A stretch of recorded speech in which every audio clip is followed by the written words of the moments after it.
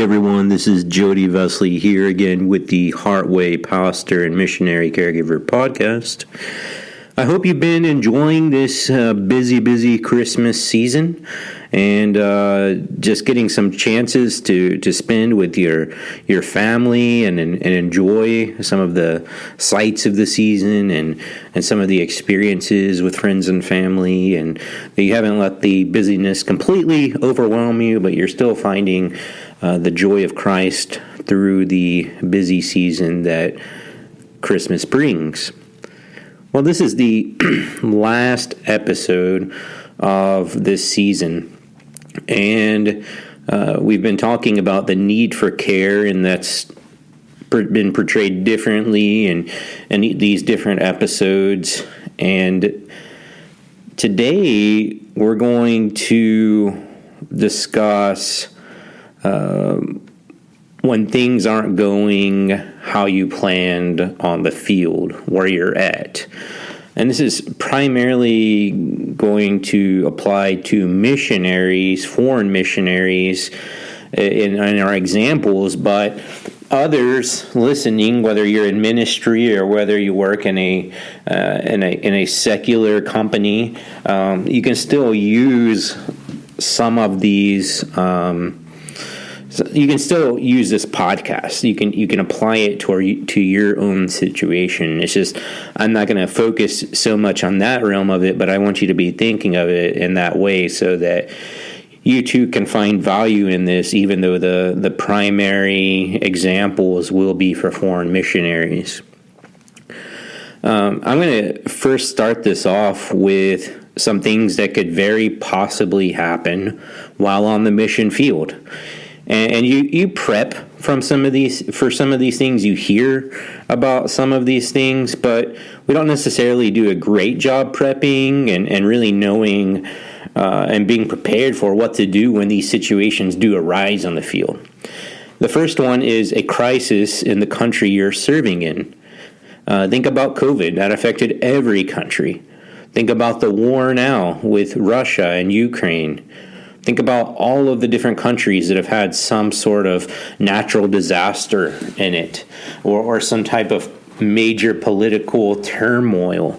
There's crises happening all the time, and so you need to be prepared for a crisis in the country you're serving in. And if you're not prepared for that, you need to know how to address going forward. What do you do? And a lot of times we're reactive in those situations, but we can be more proactive. And just listening to this podcast and considering now, that's being more proactive.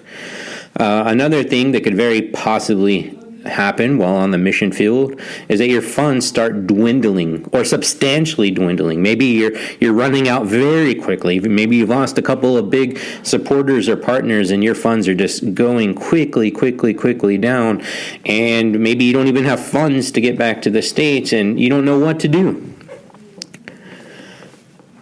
That can that your funds may very well dwindle on the field. That's a reasonable expectation to have. It's also a reasonable expectation to have some sort of crisis will happen, whether in your country or the country you're from, while you're on the field, if you're going to be on the field for any significant length of time. A third thing that could very possibly happen while on the mission field, a personal or family medical emergency comes up. And you're on the field, maybe you have a kid, and maybe the kid has the medical emergency, maybe you do, and you don't know what to do with your kids. This could very well happen. I mean, it's not that far-fetched. A fourth thing, a family member stateside could have ongoing medical issues. Maybe parents who are getting older, and there's our grandparents, or maybe siblings, or maybe really good friends, and you're not sure what to do in this situation. Another thing that could very possibly happen while on the mission field, your ministry isn't going as quick as you would like for it to, or as well as you would like for it to. that could very realistically happen. A lot of times it doesn't go exactly how you would think it would go. Another thing that could very possibly happen while in the mission field, you feel overspent with ministry, family, mission life. You just are constantly feeling overwhelmed, like you can't do it all. And you don't know where to turn, and your family is suffering, you're suffering, your ministry is suffering. Everything is suffering because you're overspent, or you feel overspent. Another thing that could very possibly happen while on the mission field, problems with documents. That is a big one. Visas, birth certificates, translated, right? Driver's licenses, right? Passports, visas, everything. There's marriage documents. There's so many documents. Registration, residency. There's so much there. And there can be problems with those documents, medical documents, documents for your kids, for them to go to school. And these problems with documents, they can be things that keep missionaries off the field. They can take them off the field early. They can cause them to be away from the field for a long time while they get these documents sorted out. They definitely distract from the ministry and from family. It's just something that takes so much, yet it's so critical and so necessary. And there will be probably problems with documents at some point. Now, to what degree, I can't tell you, but it's something to be aware of. Things that could very possibly happen on the mission field. Another one, your kids grow up and leave. If you're there a significant amount of time, or you go there with kids who are already older, chances are they're gonna leave when they become an adult, or at least consider that. Maybe you want that. Maybe that's what they need to do in their next process. That's something you guys have to decide. But that is a realistic thing that can happen. And that can cause issues with maybe your kids don't handle that well when they are away in a whole different country than you. Maybe you don't handle that well with them not in your house anymore, and them also not in your country anymore and very far away. Another thing that could very possibly happen while in the mission field, sending church issues. Maybe there's issues within your sending church that's causing problems to you indirectly. Maybe you're having problems with your sending church, or your sending church is having problems with you. Maybe their expectations aren't being met how they would like, or maybe you're needing something more from them that they're not providing. This is something that could happen while on the mission field. And the last thing that I want to mention today, there's more, but the last thing I want to mention today that could very possibly happen while in the mission field is team conflict. So if you're working with other missionaries, there could be conflict. And conflict is something that is very common, but how do we deal with the conflict is something that sometimes we don't know exactly how to go about, because things are challenging, things are difficult. And in the context of the American Baptist Association, it's a very small organization in comparison to other missions and church organizations. It's almost like a small town. So there's likelihood if you have a conflict with someone, that person has close connections with other people, and that it can get messy. And that's unfortunate, but that's the reality. And so a lot of times people don't handle conflict well in the ABA. It just gets swept under the rug or ignored or something like this. And it's a lingering thing that happens quite often. So now that I mentioned these different things that could very possibly happen while on the mission field, so what do you do? Now what? These things could happen, very well could happen. They're not that far-fetched at all. What I want to do is walk with you through the stresses Paul faced in his missionary journeys and what he and others did for him in terms of care. I'm not going to go specifically into all the care that they provided these other missionaries who came alongside Paul and helped him in different ways, but just be aware that he got encouragement. His spirit was refreshed. They brought him things that he needed. They helped him sometimes in ministry. So there was a lot of forms of care that other missionaries provided for him and his sort of missionary team.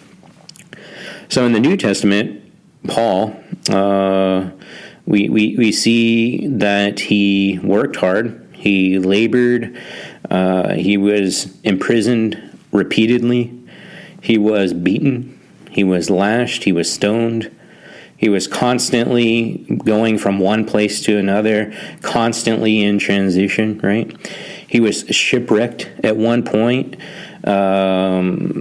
and other times he was in danger from his own countrymen. At another time he was in danger in the city, in danger in the country, in danger from false brothers. There were times he went on and on and on without adequate sleep. He was hungry, he was thirsty, he was cold and lacked proper clothing in that weather, in those conditions. And he had the pressure of concern for churches around him that he had been involved with and was connected with. And Paul also faced conflict within his own missionary team. So Paul, obviously, going through all of this, Paul obviously needed some care.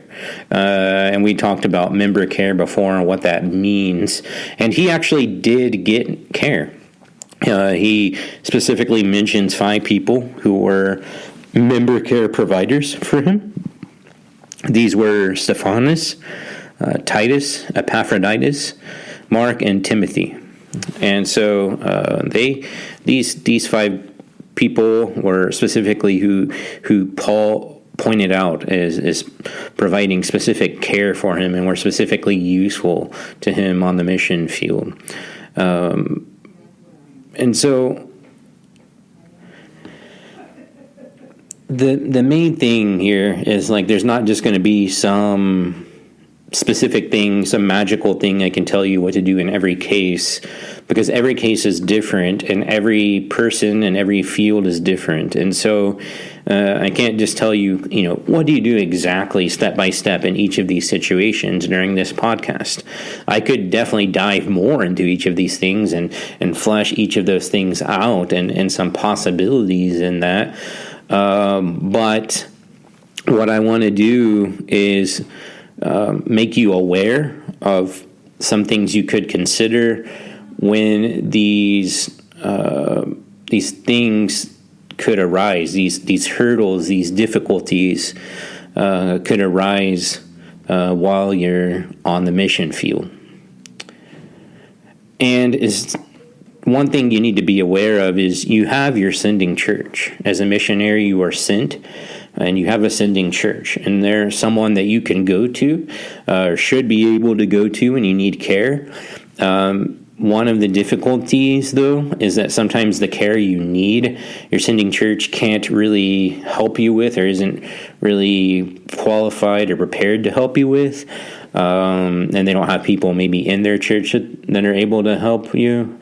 Maybe they can provide money or something or resources to get you the care and help you need. Maybe they can't, but it's someone to keep in mind as a missionary when these difficulties come up on the mission field. Remember, you're not alone, right? You have your sending church and you have partnering churches. There's a lot of churches that are willing to help missionaries in the ways they can.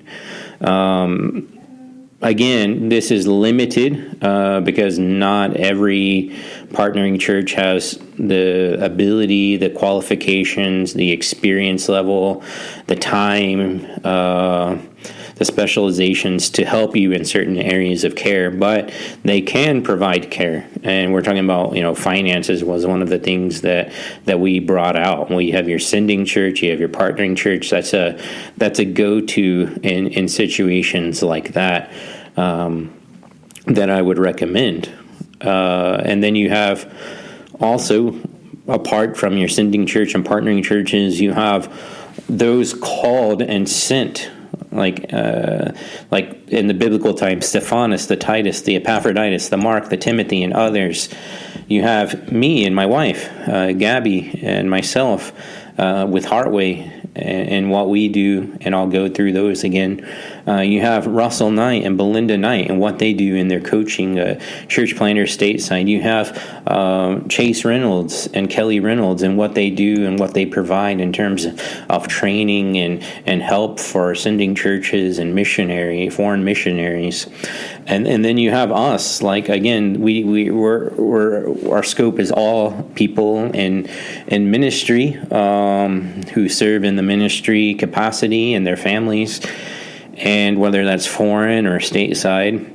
And so my wife and I, we provide biblical counseling.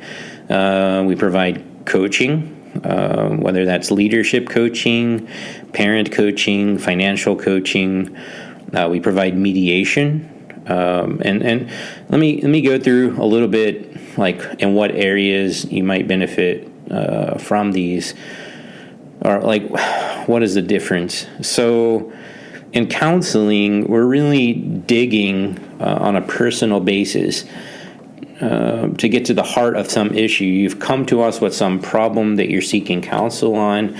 We're asking questions and looking at Scripture to see how to get to the root cause of that problem, what it is, and what Scripture has to say about it, and how we can equip you to know how to move forward and be able to then take that and minister to others through what God allowed you to go through.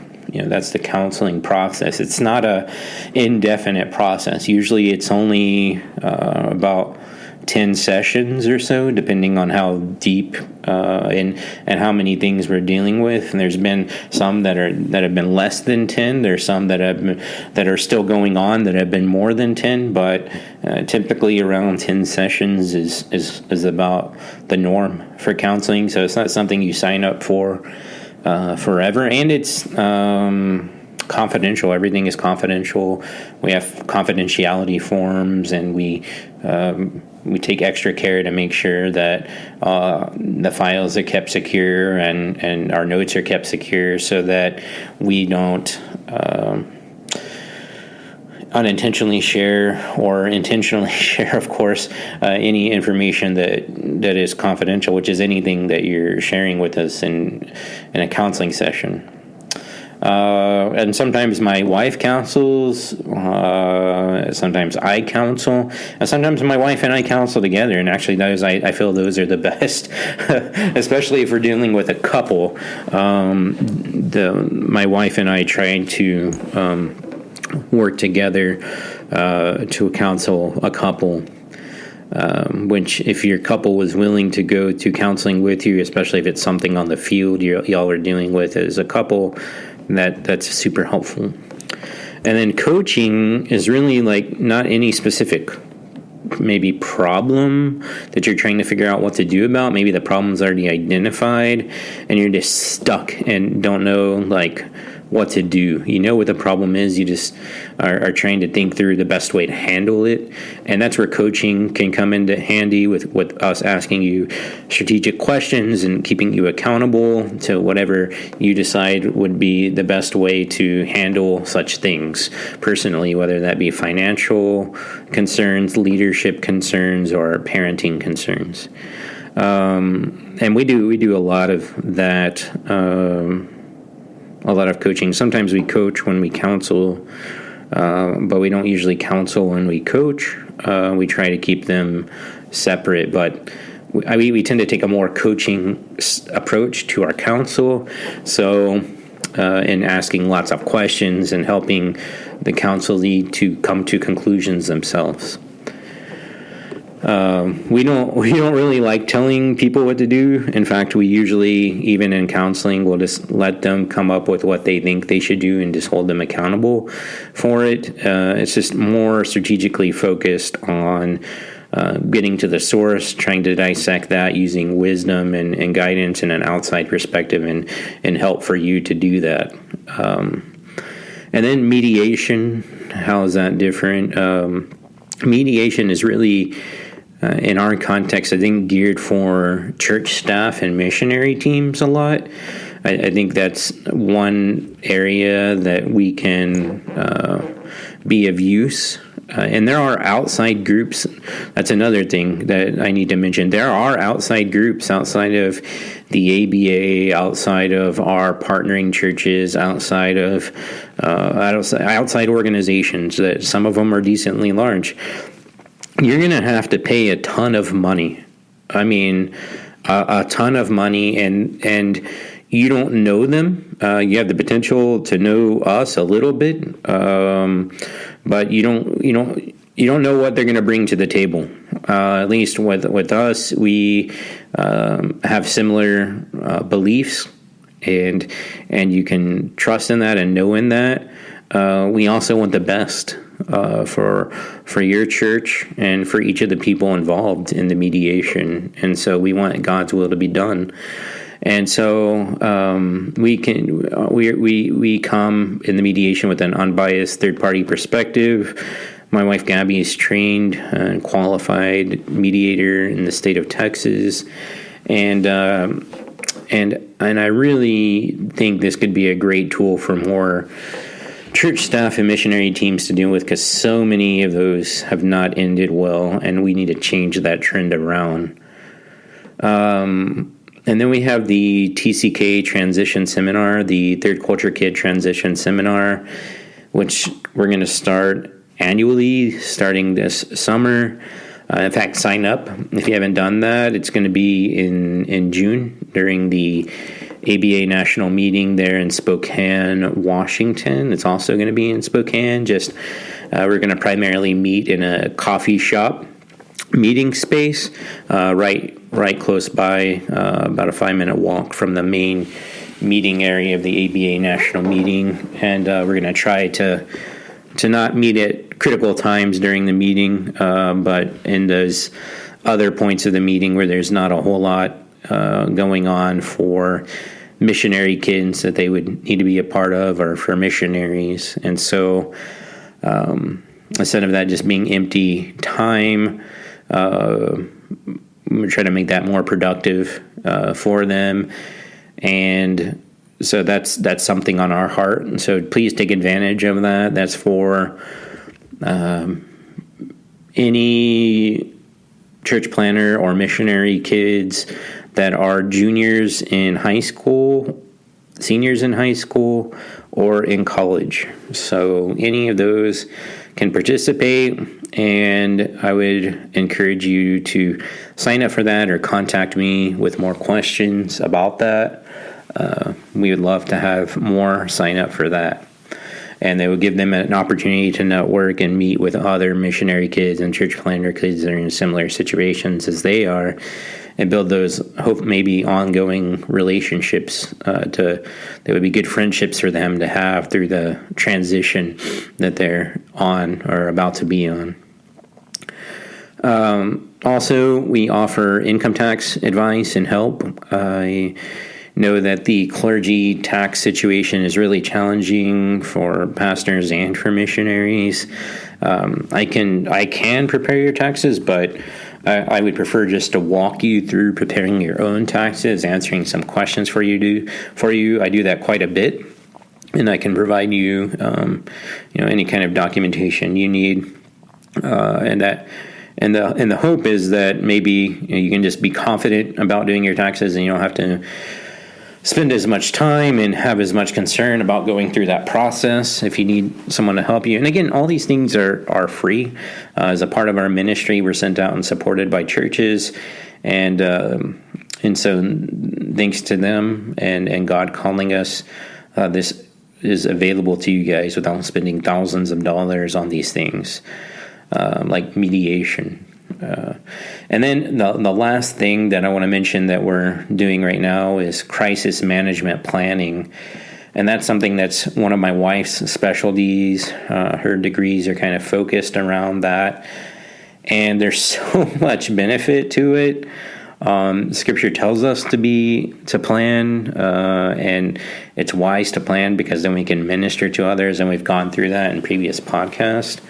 But we can help you to formulate a crisis management plan, whether you're a missionary going on the field or already on the field. Or if you're a pastor for your church, or you're a leader in a church or ministry, we can help you in your crisis management planning to think through what goes into a plan and how to develop a good plan for crises. All right, so let's go back. Let's finish this podcast with the same list we started with.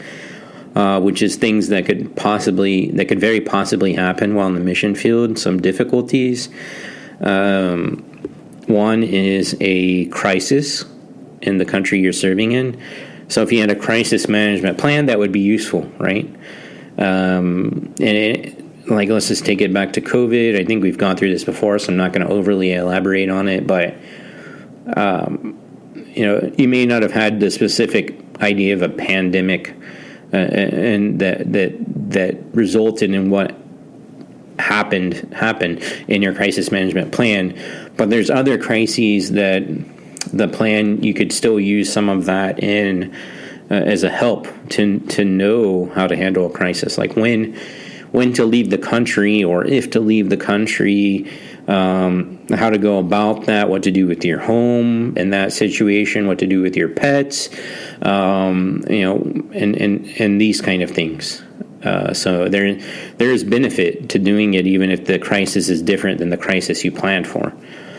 Also, coaching and counseling could be useful, especially counseling after the crisis. There might be some trauma that you could benefit from counseling on. You maybe just need to share your story and process through it with somebody who's not going to judge you for your experience and your interpretation of that experience. And then coaching, sometimes just someone asking you questions to get your brain going, because it's hard to think clearly in the middle of a crisis, but someone asking questions can help you to come up with a wise way biblically to move forward in the middle of a crisis, to think about how to go through it.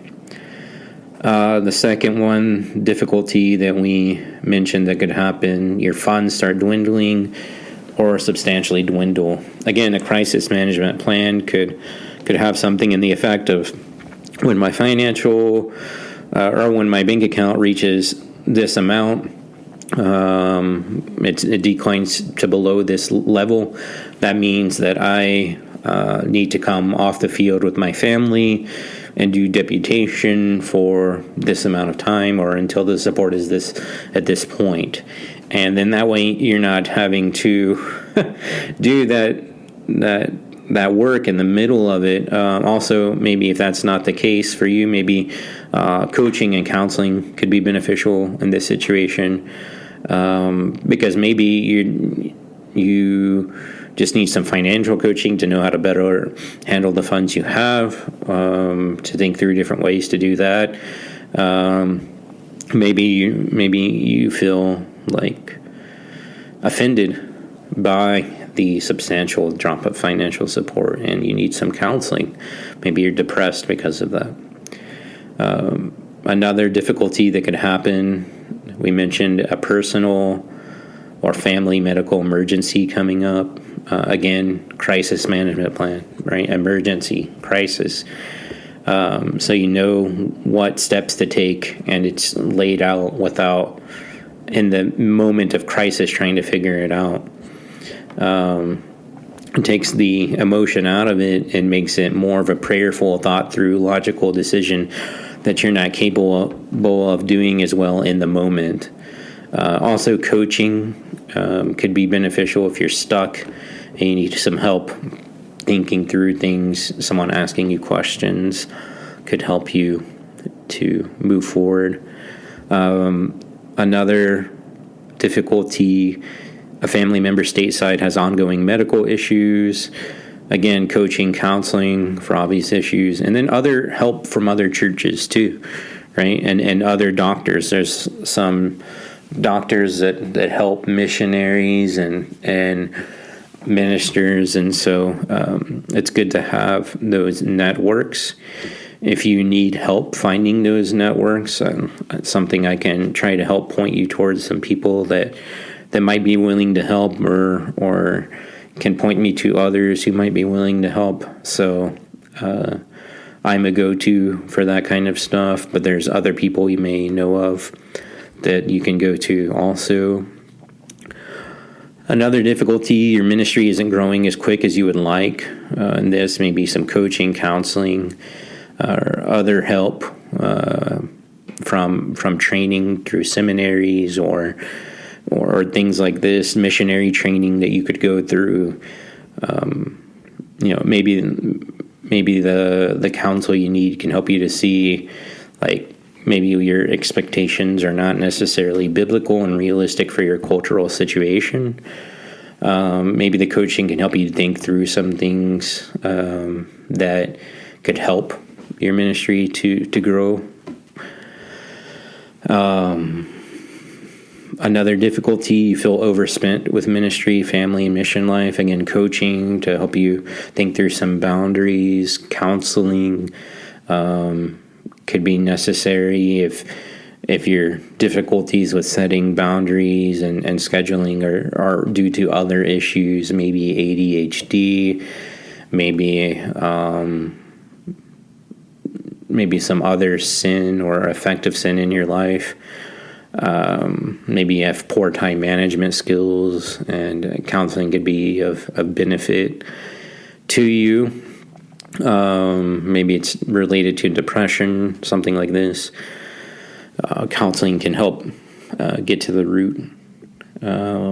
Problems with documents is another difficulty we mentioned. Again, coaching, counseling through those times, and also other help from other churches. Maybe someone at a church in the States can help get you what you need to get, and you don't have to leave. Or maybe others in your country that work with Christians. Maybe they're Christian and they have these connections to deal with documents and things like this. Other experts in this area can help.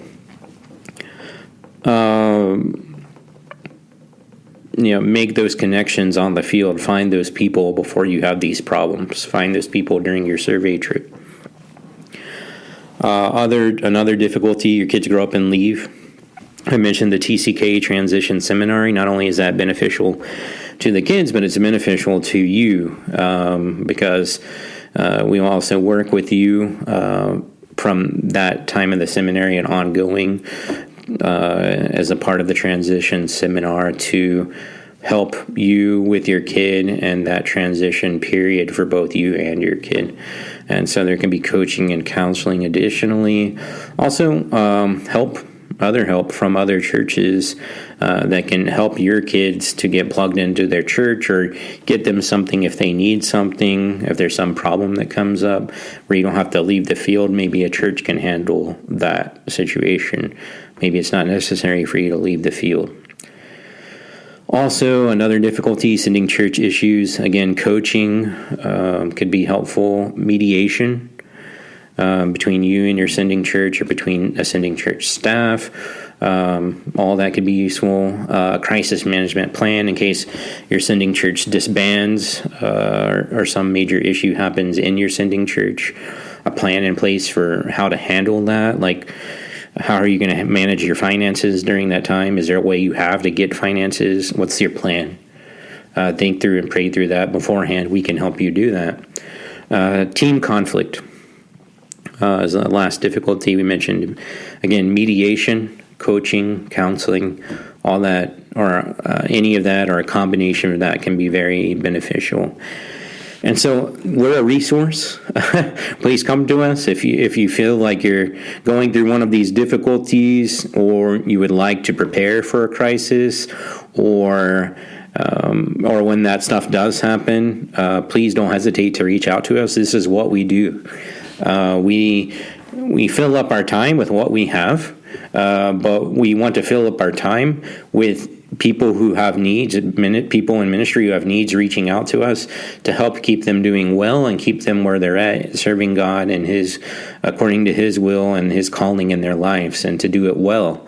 And so we feel like God's led us and called us into Heartway to take a part in this and to be there for you guys. And there's no judgment from us to you. We understand things are hard. We understand things are difficult. We understand we all struggle with sins. And so we are here for you here at Heartway. And I look forward to next year launching our new season of the Heartway Pastor and Missionary Caregiver podcast.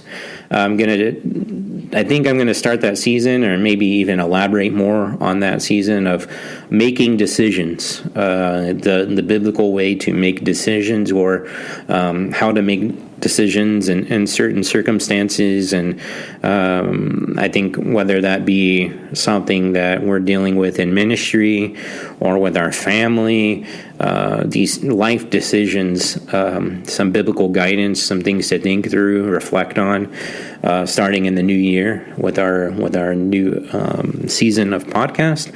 Also, we're going to go to an every other week format. I've been doing every week, but recently I started an additional position in additional to Heartway and to Russian Ministries Online, where I'm working as care pastor here at Horizon Baptist Church in Missouri City, Texas, with Senior Pastor John Strader, and serving in areas of care and counseling and finance and missions here at the church, to try to help the church that's close to us and a partner of ours, and now our sending church. And felt like God wanted us to do that additionally, and the church likes that we're doing what we're doing and wants us to keep doing it. And so with Heartway and with Russian Ministries Online. So we're super excited about what's happening, but one of the boundaries we're having to set is maybe going to an every other week with a podcast. We do want good quality out there for all of you listeners. How can you support us? Well, other than donating to our ministry, a great way you can support us is by telling others about our podcast. Share our podcast. We're on social media. We're on Facebook. We're on Instagram. We're on Twitter. And you can find us. Heartway Care is our handle. So find us on those. Rate us on the podcasting platforms like Apple Podcasts, Spotify, whatever you're listening on. Rate us. Review us. That can be beneficial. Talk about our podcast with others. Recommend it to others. I hope that it's beneficial to you. I've had a lot of people say a lot of positive stuff to me about it, and that's encouraging me to keep on keeping on with this podcast. I mean, I get benefit out of making it for you guys because it helps me to think through things too. And because I'm going through some similar things you guys are going through. We're all in this together. And so I hope this has been beneficial to you today. I hope you can reflect some on difficulties and not hesitate to make the proper steps forward as you face this difficulty, and not get discouraged and leave the ministry and give up, but to keep on keeping on and reach out to those around you who are here for you. God has literally called us here for you. Until next time, this is the Heartway Podcast, where we seek to help with issues at the source.